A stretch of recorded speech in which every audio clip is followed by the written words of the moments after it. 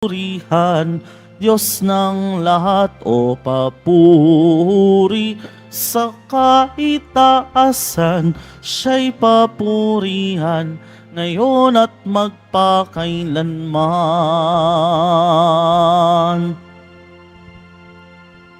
Sa ngalan ng Ama at ng Anak at ng Espiritu Santo, Amen. sumainyo ang Panginoon. At sumaiyo rin. Mga kapatid, aminin natin ang ating mga kasalanan upang tayo'y maging marapat gumanap sa banal na pagdiriwang. Tayo pong lahat, inaamin ko sa makapangyarihang Diyos At sa inyo mga kapatid, na lubha akong nagkasala sa isip, sa salita, sa gawa, at sa aking pagkukulang. Kaya isinasamo ko sa mahal na Birheng Maria, sa lahat ng mga anghel at mga banal, at sa inyo mga kapatid, na ako'y ipanalangin sa Panginoong ating Diyos. Kaawaan tayo ng makapangyarihang Diyos, patawarin tayo sa ating mga kasalanan, at patnubayan tayo sa buhay na walang hanggan. Amen. Panginoon, kaawaan mo kami. Panginoon, kaawaan mo kami. Kristo, kaawaan mo kami. Kristo, kaawaan mo kami. Panginoon, kaawaan mo kami. Panginoon, kaawaan mo kami. Ginugunita natin ngayon ang pagtatalaga sa palasyong simbahan ng Mahal na Birheng Maria sa Roma. Manalangin tayo.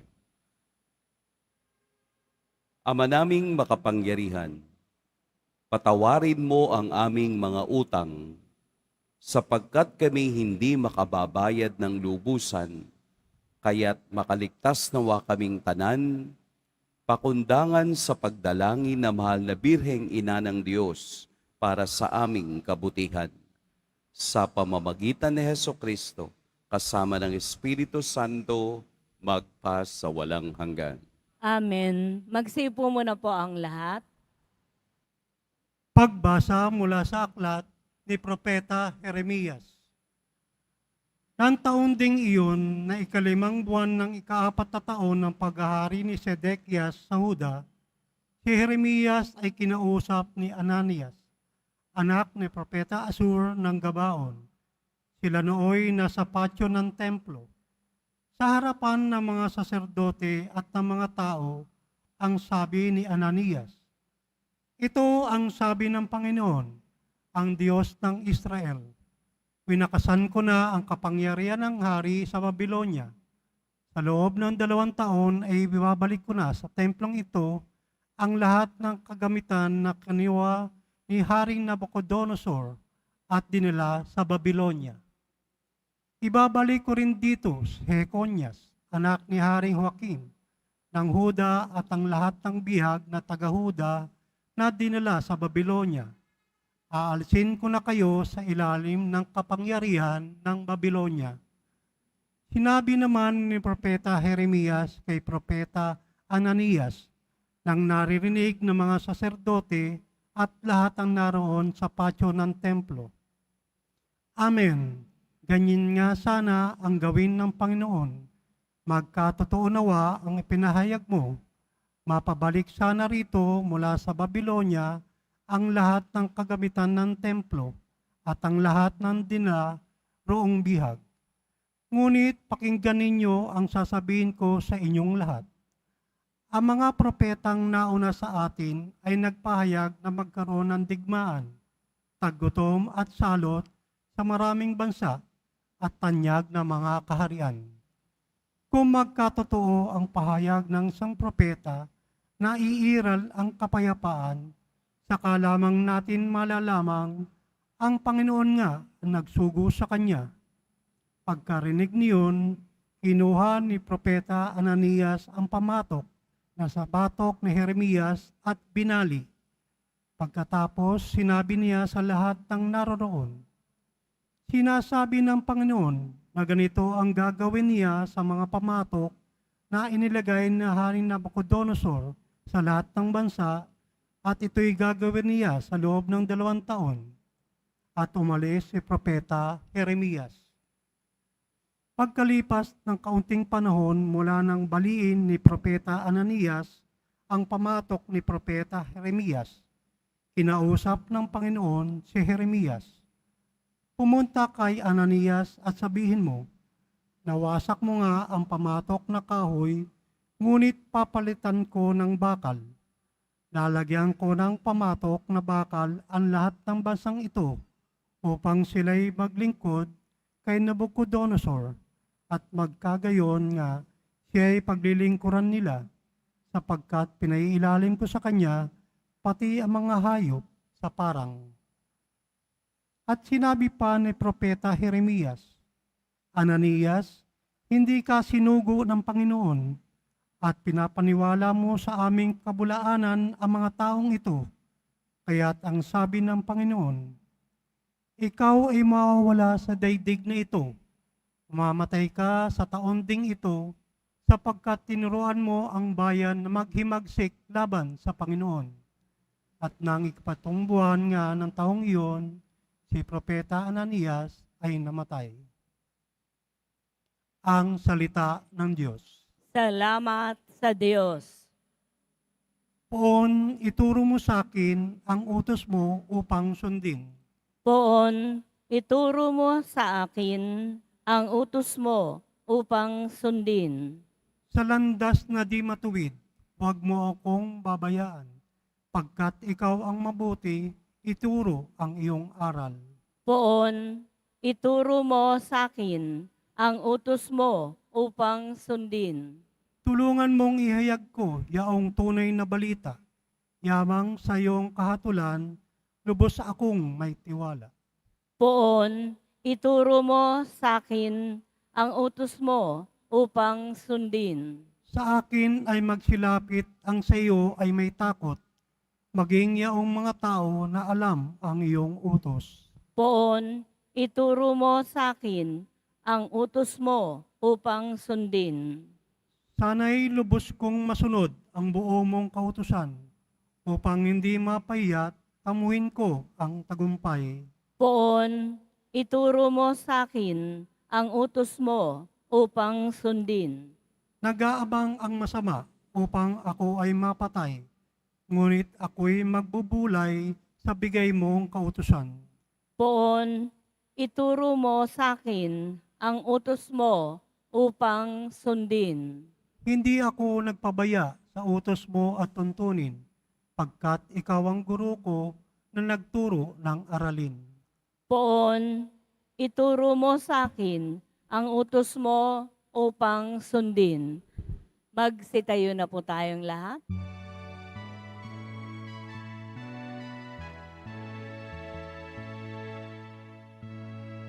Hallelujah, Hallelujah, Hallelujah, Hallelujah.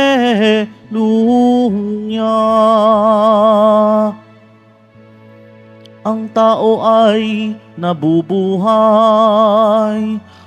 sa salita ng may kapal na pagkaing kanyang bigay. Hallelujah, Hallelujah, Hallelujah, Hallelujah.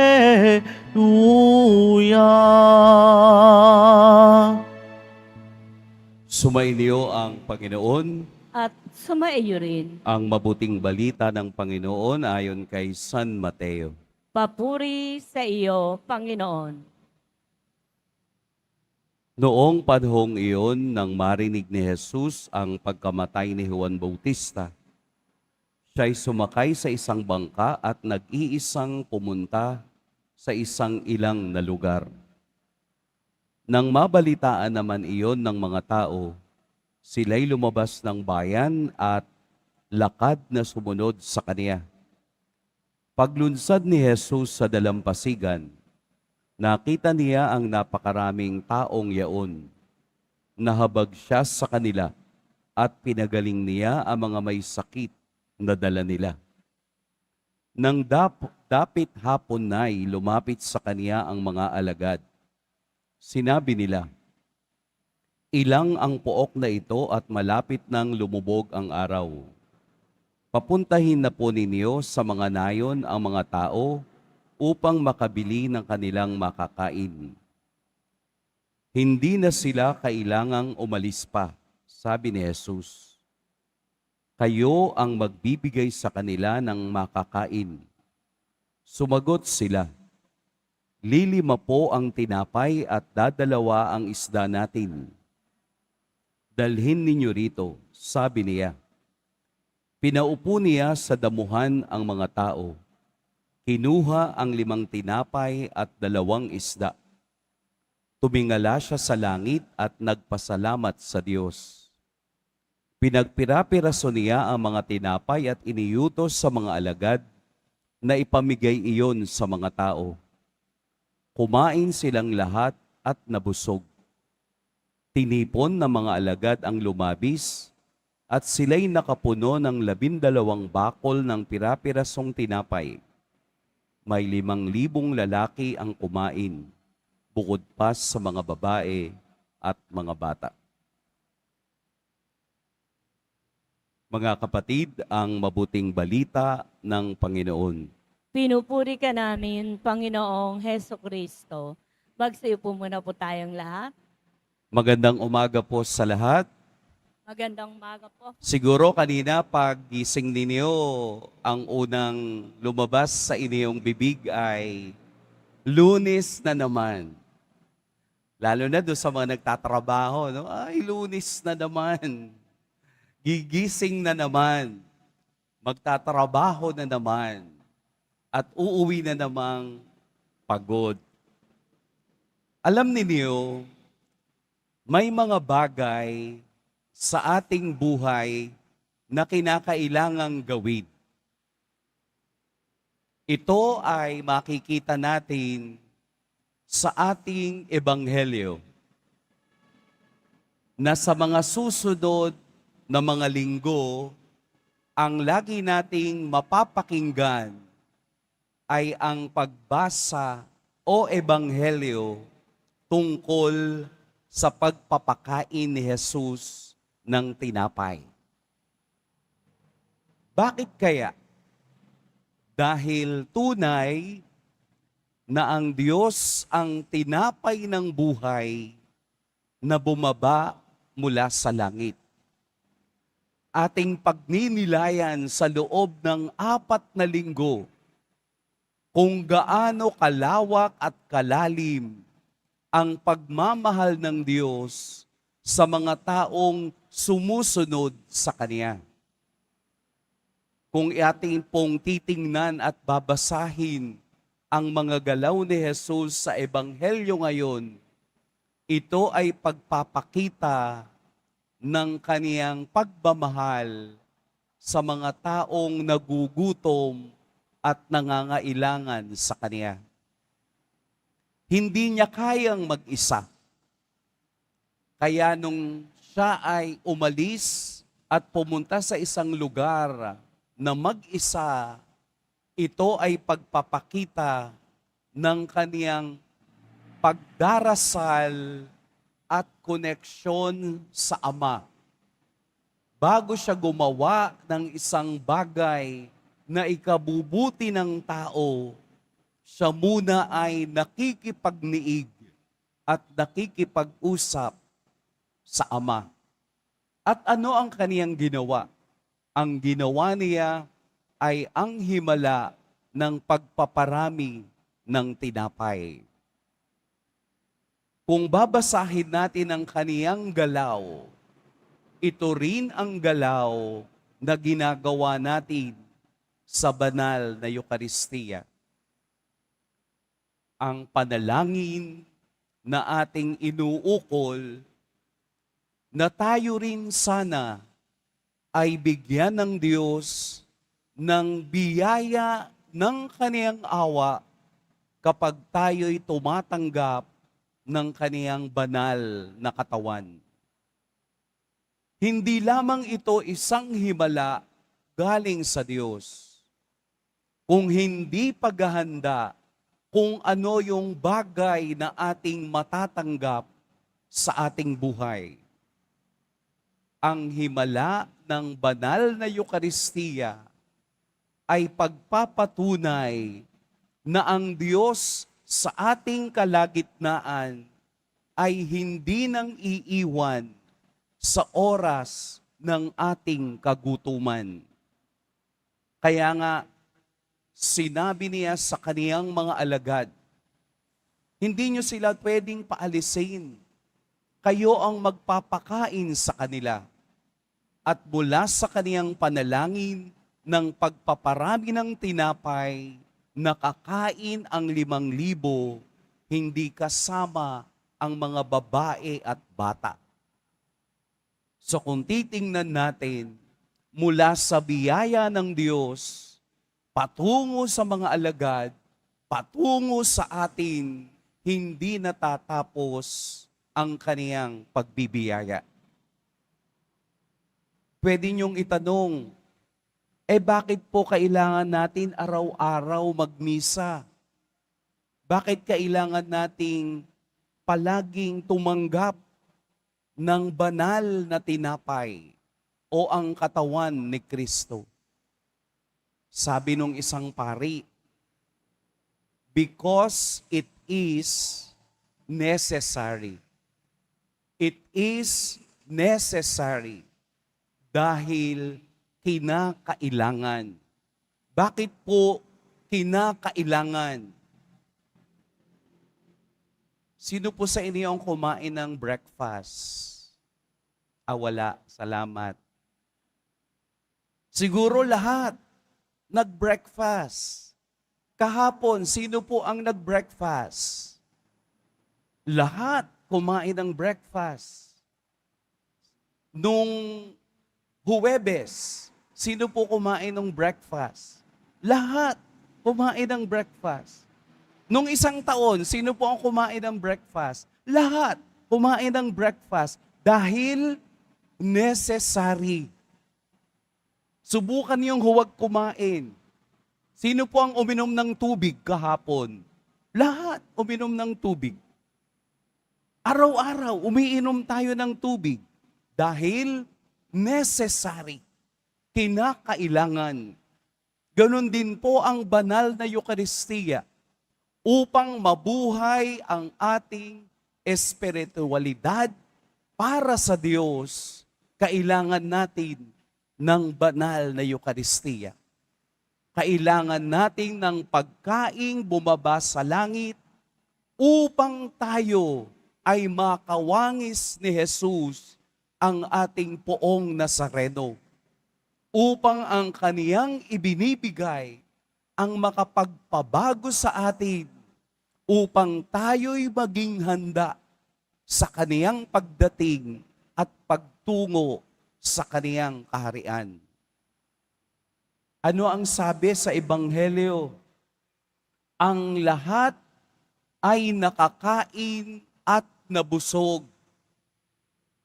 Sa pagtanggap po natin ng banal na tinapay, inaasahan ng Diyos na ang lahat ay makakain, ang lahat ay mabusog, dahil yung tao lamang na sumunod at napagod ang siyang makadarama ng ginhawa ng pagtanggap ng kaniyang banal na biyaya. Kaya wag po natin siyang gawing magsisimba ako kasi wala akong oras. O magsisimba ako dahil ito lamang ang aking oras. O dadaan na ako sa Quiapo kasi pupunta naman ako ng Divisoria. Hindi. Let us prioritize yung Holy Mass, ang banal na Eukaristiya, because it is necessary. Ang taong hindi nakikipag-ugnay sa Diyos sa kaniyang banal na Eukaristiya ay unti-unting mamamatay, katulad din ng taong hindi kumakain at hindi umiinom, ay unti-unting mamamatay ang kaniyang katawan. Pagsasamahin natin ang biyaya ng Diyos na espiritual sa kaniyang banal na pangako at ang pagtanggap ng kaniyang banal na katawan na siyang tunay na ating pinaniniwalaan. Huwag tayong manlalambot. Huwag tayong mapapagod.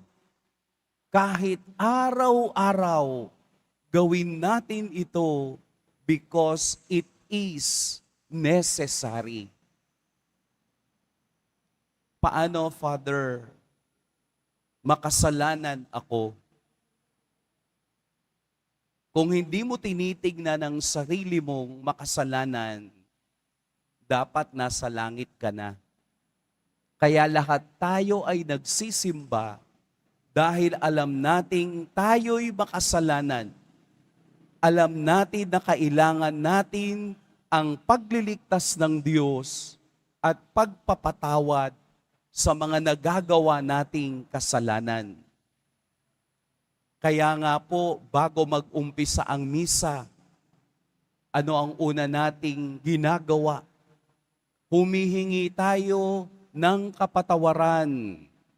Kaya pag sinabi ng pari, tayo pong lahat, tayong lahat, inaamin ko sa makapangyarihang Diyos. Tayo ay naninikluhod sa Diyos na sa kabila ng aking kasalanan at kahinaan, tatanggapin ako ng Diyos sa kaniyang tahanan. At kung hindi pa yun sapat sa'yo, mayroon po tayong banal na kumpisal. Ang kaya po ay bukas para makinig sa inyo at mangumpisal. 6:00 ng umaga hanggang 6:00 ng gabi.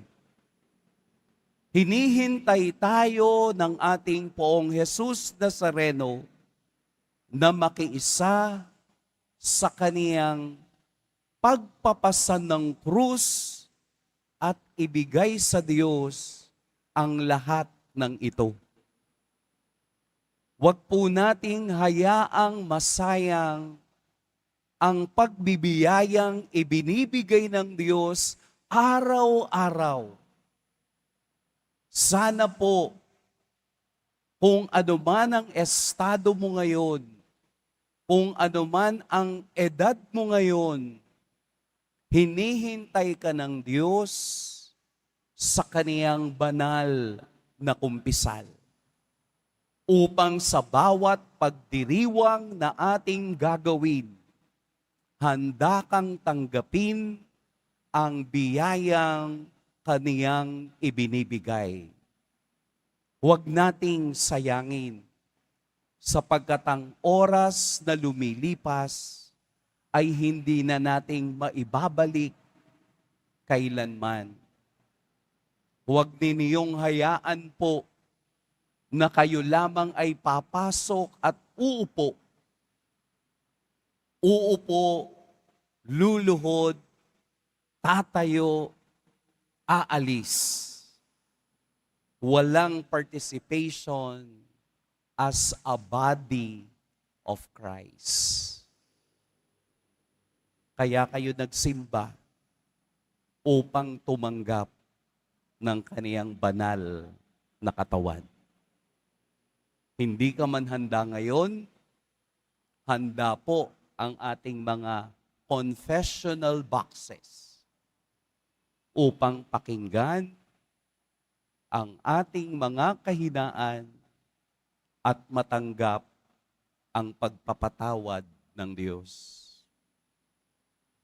Sayang po ang ating paglalakbay kung hindi tayo makakasama ni Jesus sa kaniyang himala ng buhay. Pagpalain tayo ng poong may kapal. Magsitayo na po ang lahat.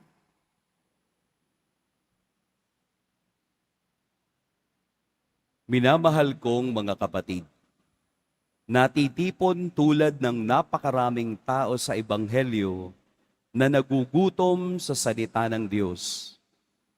Manalangin tayo ng may pananalig sa ating Amang nasa langit na hindi nagpapabaya sa kaniyang bayan, sa kanilang pangangailangan. Ikaw ang aming tinapay, O Panginoon. Ikaw ang aming tinapay, O Panginoon. Ang simbahan sa buong mundo naway sumaksi sa salita at gawa sa pag-ibig at kalinga ng Diyos sa mga nagugutom at nangangailangan. Manalangin tayo. Ikaw ang aming tinapay, O Panginoon. Ang mga leader ng mga bansa na may pinanghahawakang matatayog na posisyon at malawak na kapangyarihan, naway tumulong na maipamahagi ang kayamanan ng daigdig upang sa gayon wala ni isang bansa ang malagay sa panganib ng pagkagutom. Manalangin tayo. Ikaw ang aming tinapay, O Panginoon. Bilang isang komunidad, tayo naway maging mga kapwa na babad sa pananalangin at maging laging handa sa pagbibigay ng ating panahon at karunungan sa pagtulong sa mga naghahanap ng kahulugan sa buhay. Manalangin tayo. Ikaw ang aming tinapay, O Panginoon. Ang mga may sakit at mga nagdurusa naway makaranas ng nananatiling pag-ibig ng Diyos. Manalangin tayo. Ikaw ang aming tinapay, O Panginoon. Ang mga tapat na yumao, naway masiyahan ng walang maliw sa walang hanggang hapag sa kalangitan. Manalangin tayo. Ikaw ang aming tinapay, O Panginoon. Ama naming nasa langit, bigyang pansin kaming nangangailangan ng iyong habag. Punuin mo ang aming mga puso ng iyong pag-ibig at huwag mo kaming ipahintulot na mawalay sa iyo. Hinihiling namin ito sa pamamagitan ni Kristong aming Panginoon. Amen. Magsiupo muna po ang lahat.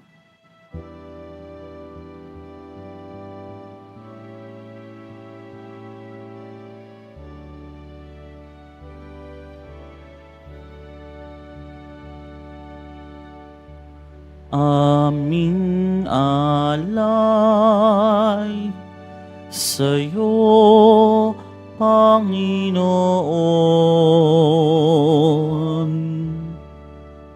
Ang tinapay at alak na iyong kaloob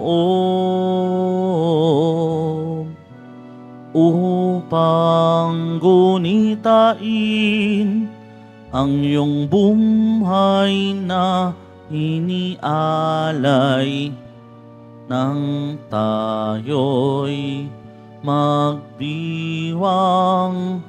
bilang isang sambayanan. Magsitayo na po ang lahat. Manalangin kayo mga kapatid upang ang paghahain natin ay kalugdan ng Diyos amang makapangyarihan.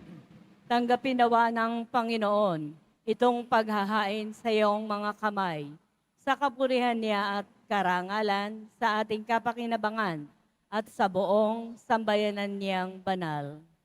Ama naming lumikha, sa paggunita namin sa mahal na Birhen, hinihiling namin ang aming paghahain ay lakapan mo ng kapupunan, upang kami ay maging handog na ikinalulugod mo kailanman.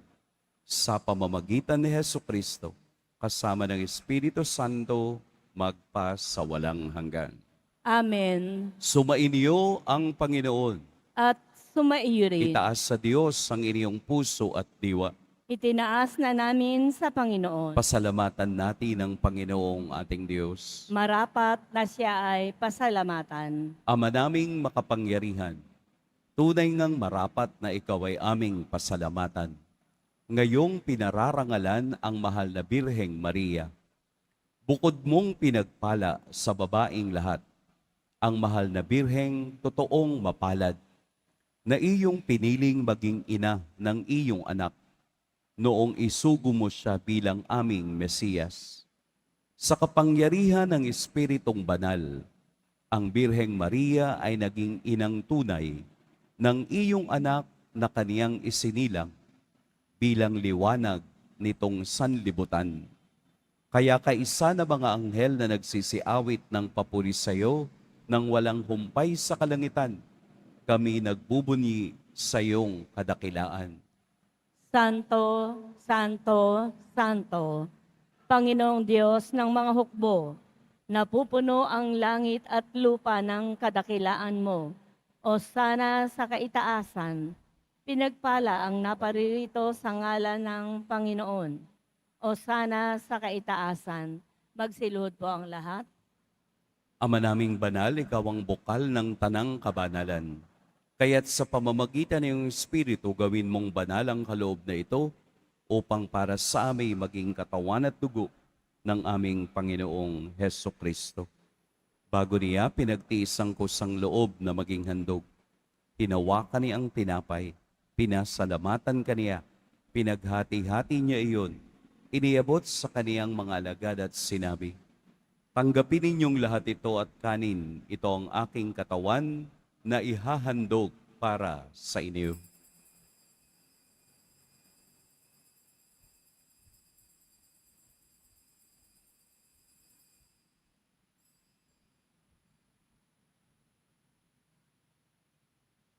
Gayun din naman nung matapos ang hapunan, hinawakan niya ang kalis, muli kaniyang pinasalamatan. Inabot niya ang kalis sa kaniyang mga alagad at sinabi, tanggapin ninyong lahat ito at inumin. Ito ang kalis ng aking dugo, ng bago at walang hanggang tipan. Ang aking dugo na ibubuhos para sa inyo at para sa lahat sa ikapagpapatawad ng mga kasalanan. Gawin ninyo ito sa pag-alala sa akin.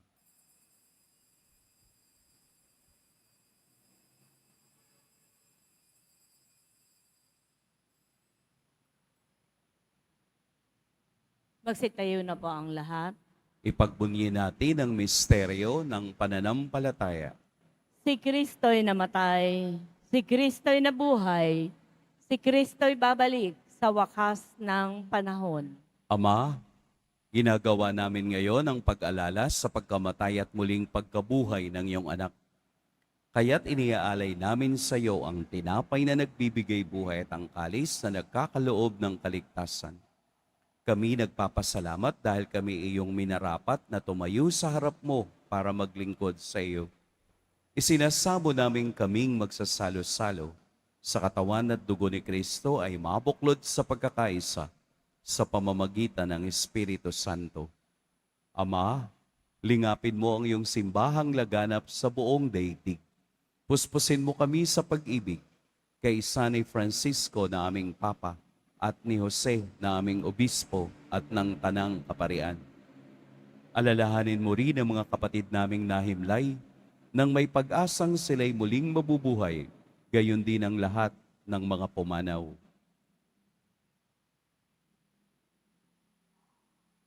Kaawaan mo sila at patuloyin sa iyong kaliwanagan.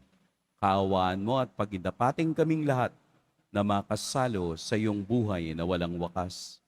Kaisa ng mahal na Birheng Maria na ina ng Diyos, ng kabiyak ng puso niyang si San Jose, kaisa ng mga apostol ni San Juan Bautista, at ng lahat ng mga banal na namuhay dito sa daigdig ng kalugod-lugod sa iyo, maipagdiwang nawa namin ang pagpupuri sa ikararangal mo sa pamamagitan ng iyong anak na aming Panginoong Heso Kristo. Sa pamamagitan ni Kristo, kasama niya at sa Kanya, ang lahat ng parangal at papuri sa iyo, Diyos, Amang makapangyarihan, kasama ng Espiritu Santo, magpa sa walang hanggan. Amen. Sa tagubilin ng nakagagaling na utos at sa turo ni Jesus na Panginoon natin at Diyos, ipahayag natin ng lakas loob. Ama namin, Sumasalangit ka, sambahin ang ngalan mo, mapasa amin ang kaharian mo, sundin ang loob mo dito sa lupa para nang sa langit. Bigyan mo kami ngayon ng aming kakanin sa araw-araw at patawarin mo kami sa aming mga sala para ng pagpapatawad namin sa nagkakasala sa amin. At huwag mo kaming ipahintulot sa tukso at iadya mo kami sa lahat ng masama. hinihiling namin kami iadya sa lahat ng masama. Pagkalooban ng kapayapaan araw-araw, iligtas sa kasalanan at ilayo sa lahat ng kapahamakan. Samantalang aming pinananabikan ang dakilang araw ng pagpapahayag ng tagapagligtas naming si Heso Kristo. Sapagkat iyo ang kaharian at ang kapangyarihan at ang kapurihan magpakailanman. Amen. Panginoong Heso Kristo, sinabi mo sa iyong mga apostol, kapayapaan ang iniiwan ko sa inyo, ang aking kapayapaan ang ibinibigay ko sa inyo. Tunghayan mo ang aming pananampalataya at huwag ang aming pagkakasala. Pagkalooban mo kami ng kapayapaan at pagkakaisa ayon sa iyong kalooban, kasama ng Espiritu Santo, magpa sa walang hanggan. Amen. Ang kapayapaan ng Panginoon naway laging sumainiyong lahat. At sumaiyo rin. Magbigayan kayo ng kapayapaan sa isa't isa.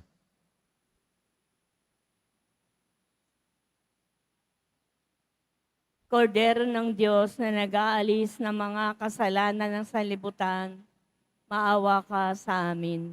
Kordero ng Diyos na nag-aalis ng mga kasalanan ng sanlibutan, maawa ka sa amin. Kordero ng Diyos na nag-aalis ng mga kasalanan ng sanlibutan, ipagkaloob mo sa amin ang kapayapaan. Magsiluhod po ang lahat. Narito si Jesus ang tinapay na nagbibigay buhay. Ito ang kordero ng Diyos. Ito ang nag-aalis sa mga kasalanan ng sanlibutan. Mapapalad ang inaanyayahan sa kaniyang piging. Panginoon, hindi ako karapat-dapat na magpatuloy sa iyo, ngunit sa isang salita mo lamang ay gagaling na ako.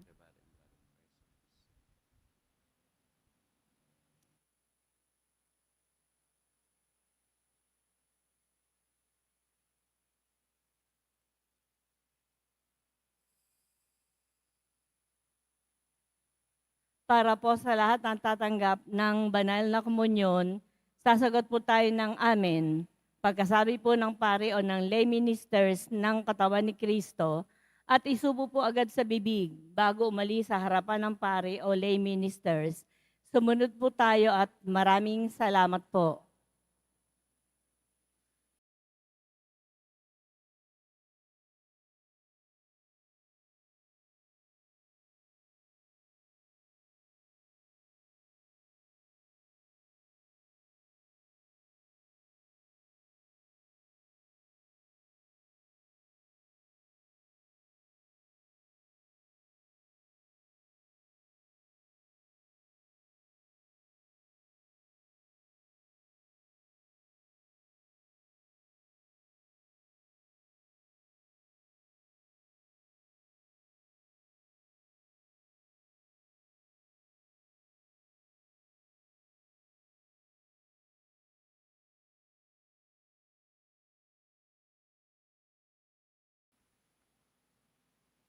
Manalangin tayo. Ama naming mapagmahal, ang aming pagsasalo sa haing nagbibigay buhay, sa paggunita namin sa mahal na ina ng iyong anak, ay magdulot nawa sa amin ang iyong kagandahang loob upang lagi naming madama ang iyong paglingap sa pamamagitan ni Hesukristo, kasama ng Espiritu Santo, magpa sa walang hanggan. Amen. Sumainyo ang Panginoon. At sumaiyo rin. Yumuko kayo para sa pagbabasbas. Mahal na poong Jesus Nazareno, inihayag mo sa pamamagitan ng krus ang walang maliw na pag-ibig ng Diyos sa sangkatauhan. Pakinggan mo po ang kahilingan ng iyong angkan na nagsusumamo sa iyo. Makamtan nawa nila ang iyong katugunan at tanggapin ang kasagutan na may utang na loob na tinatanaw. Basbasan din po ninyo ang mga daladala nilang mga imahen at dasalan.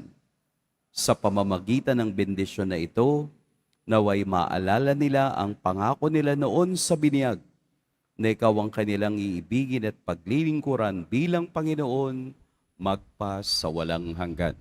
Amen. At pagpalain kayo ng makapangyarihan at mapagmahal na Diyos, ang Ama at Anak at Espiritu Santo. Amen. Tapos na ang ating pagdiriwang, humayo kayong taglayang kapayapaan ng Poong Jesus Nazareno. Salamat sa Diyos.